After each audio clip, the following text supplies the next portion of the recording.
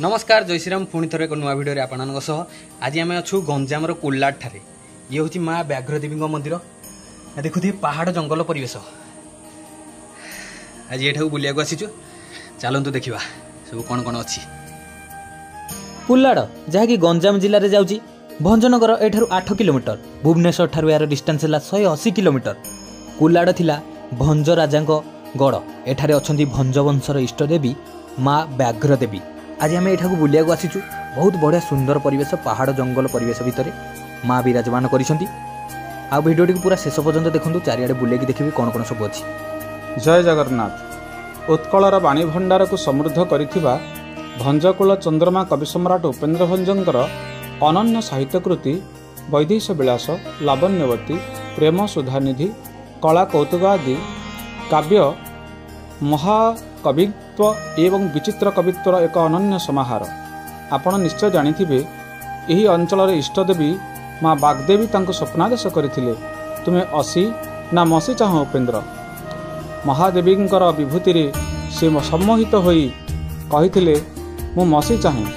माँकर ये जो बाणी थिला जे तुमे असी ना मसी चाह माने असी माने खंडा धरी तुमे राजकुमार होई एठारे सिंहासन आरोहण करी शासन करिवो ना मसी चाह माने कलम धरी साहित्यर मधु मंदाकिनी प्रभावमान करी समग्र ओडिया जातिर आराध्य हेब।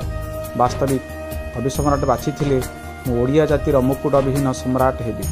से आम समस्तंकर पूजनीय। आज भी कोटी ओडिया हृदय रे भंज साहित्य उज्जीवित हो रही एवं से बागदेवींकर निर्देश क्रमे नवदुर्ग निकटवर्ती ओडो ग्राम माने आजिर ओडो गाँव रे महाप्रभु श्री रघुनाथ पीठरे से आरंभ कले तपस्या पूजा अर्चना आराधना।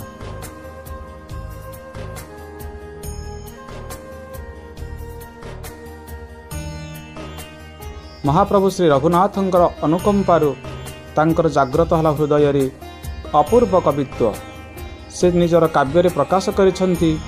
राम तारक परोसादे मोहर कविपण उदे। वास्तविक से प्रभु श्री रघुनाथ रघुनंदनंकर अपूर्व कृपारु से होइगले कवि सम्राट। आज शुभ अवसर रे प्रिय दर्शक बंधु आम चैनल तरफरु कवि सम्राट उपेन्द्र भंजंकु कोटि कोटि प्रणाम।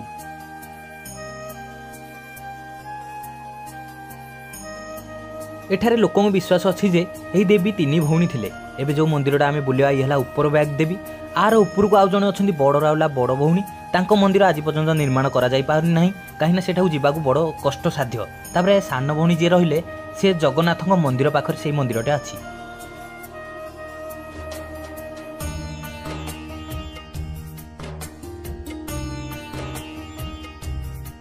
लोकों कहवा अनुसार एठारे कुल्लाडह नामक दुई कंधराजा शासन करुथिले। पर घुमुसुर राज्यर भंजराजा दुई कंधराजा कुल्लाडह मध्य युद्ध होइतिला। युद्धरे कुल्लाडह परास्त होला परे एही अंचल रे राजांग अधीन हो गला। पर भंज शासनर गड़ प्रतिष्ठा हला। कुल्लाडहंक नाम अनुसार एही अंचलर नाम रखा जाइथिला कुल्लाडह। पर एहा अपभ्रंश होइछि कुल्लाड। ताले ऊपर पहुँची गली 310 पाहाच हला। बहुत हालिया लगुच ये मंदिर। आ जगह को आसतु बुलिक जातु बहुत सुंदर परिवेश।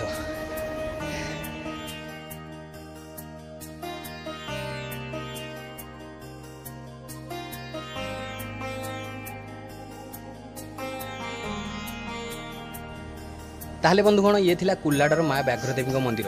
आ देखिले परिवेश केमिति कोन थिला सबआडे बुलेकी देखिली। आ एठाकु समय बाहर करी बुली आसंतु बहुत बढ़िया जगह सुंदर परिवेश शांति परिवेश आ माँकर दर्शन करेंगे।